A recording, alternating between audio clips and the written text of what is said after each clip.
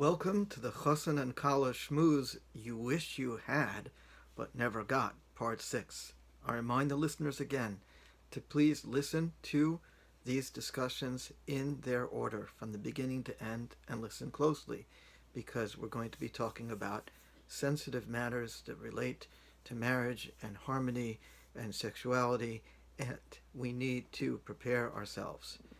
So, we are continuing a discussion about the 13 distorted beliefs that undermine marital harmony and relationship harmony.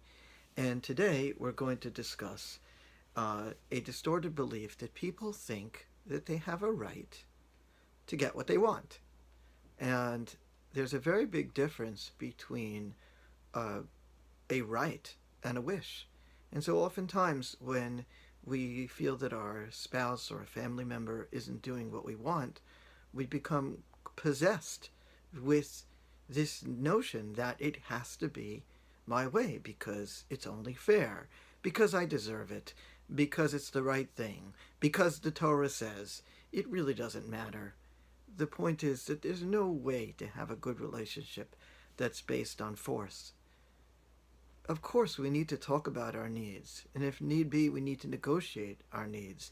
And if need be, we need to talk about them again and again, and be open, and be vulnerable, and try to figure out how each person can give the other person the maximum amount of happiness. But there's nothing to be gained by aggression, by forcing, by shaming. This is ridiculous. All it does is, even if you win, you don't really win because your relationship isn't good after all that. You know, it says in Erchen on Daf Tes Zayin Amud Beis 16b, Rabbi Tarfon said, I wonder today if in our generation, now we're talking about Rabbi Tarfon, that's a Tana, we're easily dealing with something 2,000 years ago. He said, I wonder if in my generation, this generation, if there are people that could accept rebuke. So, if that's what Rabbi Tarfon was saying, can we all just wise up for a moment and really do away with this whole I have a right to and I need to have my thing done? Talk about it. Humbly ask for it. Live with the pain of the deprivation, not by keeping it to yourself, but by owning it and talking about it and saying, maybe it's hard for you to do, but this is something I really wish that you can do for me. Now that's the way to go. Okay, let's take ourselves to the next distorted belief. This is distorted belief number 7. A lot of times people evaluate when somebody wants something, they evaluate whether or not it makes sense. So if somebody asks you for something, especially a spouse, you decide to yourself, it doesn't make any sense. It's silly. Someone wants to go on vacation or needs something, and what do? We think to ourselves, oh, that's silly. He doesn't really need that. She doesn't really need that. Now, that's not okay.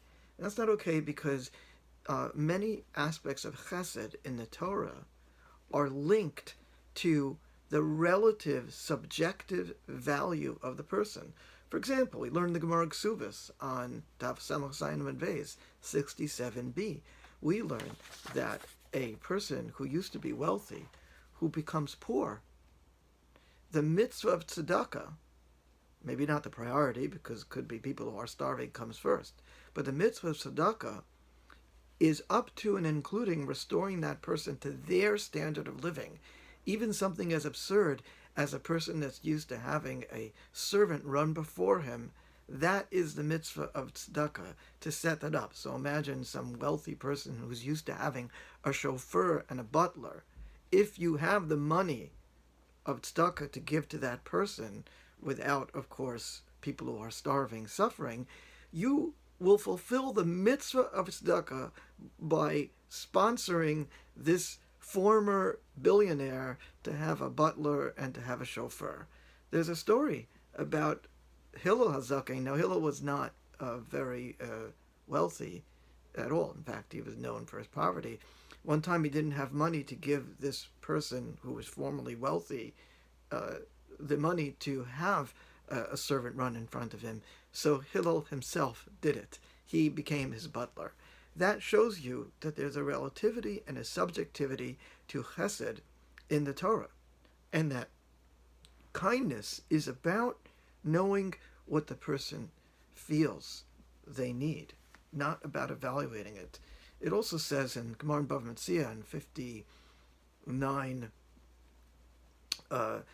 59a, I think, it says that a person should be careful about causing his wife anguish with words, because dim'asa mitsuya, her tears are frequent to come. Now, I would think, especially looking at it through a more cynical, modern lens, most people would say, if she is so frequent to cry, well, she's a crybaby. She's the girl who cried wolf. Why should I respond more because she's frequent to cry? I should respond less. But you see, that's not what the Gemara says. The Gemara says the subjectivity of it, the fact that a person, stereotypically a woman, is more emotional and more frequent to cry, that means that that is their degree of anguish. And because that's their degree of anguish, you are responsible to respond to it. Now, there's a fascinating Torah's Kohanim regarding the Metzora, regarding the person who has Metzora on his house. And there's a beautiful interpretation. And I'm going to take that interpretation one step further, even. And this will show you the degree that the Torah values subjective distress and doesn't place values on saying, oh, that's just silly. This person doesn't need it. Now, there's a pasuk. The pasuk says, the tziva hakohen upinu asabayas. Now, it's important to understand, in ancient Israel, if there were certain kinds of marks or blemishes on the wall of a home, that also can be considered possibly leprous and impure. And anything that remained in the house for a period of time after the house became impure would also be rendered an avatuma, the most severe form of impurity. So the Kohen is the one, through his declaration, based on a tradition of different signs, he gets to decide what the degree of the problem is and whether or not the house needs to be purified, whether or not a section of the wall needs to be removed, whether the house even needs to be demolished. All these things are up to the Kohen based on a tradition of what we do. Now, here's the thing. The pasuk says, "V'tziva haKohen upinu esabayas," that you will command, the Kohen will command that you remove things from the house. So Torah's Kohanim in number 36, the Torah's Kohanim over there says, you see that Akash Baruch Hu is chas al mamonim shel Yisrael, that Hashem cares about the financial livelihood of Jews. How do you see that? You see that because Hashem asks the Kohen, advises the Kohen, gives advice that the Kohen should first tell the person to clear out the house and then render his decision. So this way, nothing in the house should be made tameh. Now, the Torah's Kohanim asks an interesting question. What is the financial loss over here? If we're talking about metal utensils can be toveled in the mikveh. They can be purified by going to the mikveh. That is not a major loss or distress. So what are we talking about? We're talking about earthenware vessels. Now, earthenware vessels, they have to be destroyed. They cannot be purified by going into the mikveh. So understand this. Earthenware vessels are the equivalent of disposable plates. I mean, people can make them themselves. They can dig up clay from the ground, fire it up in a kiln, and make it. So earthenware vessels were the cheapest. And from the cheapest, Hashem still cares that the person shouldn't lose money, so the Kohen is instructed to advise the homeowner, take everything out of the house before I have to render a decision. In essence, a halachic loophole that the Torah itself is teaching. Now here's the part that I'd like to add, that the Torah's Kohanim doesn't say explicitly, but is implicit. The Gemara in Erechim tells us what is the person. It's Gemara in Erechim on 16a, Tes Zayin Amud Aleph. Who is the person that gets tzaras on a house? one of the people that gets tzaras on a house, that gets a blemish on their house, is a punishment for being cheap, because they say that everything in the house is emptied, etc. Everybody gets to see what they have, but somebody who is cheap. So now understand this. Just understand how far Hashem's mercy and understanding of subjective distress goes.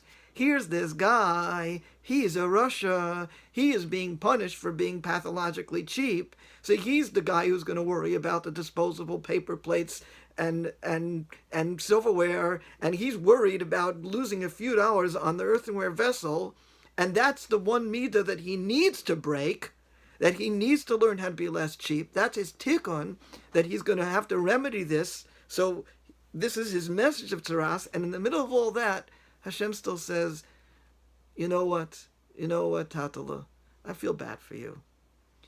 You're going to really feel a lot of distress about losing these few cheap earthenware items. So I'm going to advise you, through the Kohen, to take your stuff out of the house so it doesn't become tameh. A regular person wouldn't even care if the earthenware vessels became tameh. Only this cheapskate who's being punished for his cheapness, and in the middle of that, Hashem is still showing Rachmanis. That shows you how much the Torah and Hashem and our way of life expects us to value the other person's subjective pain. Never forget this.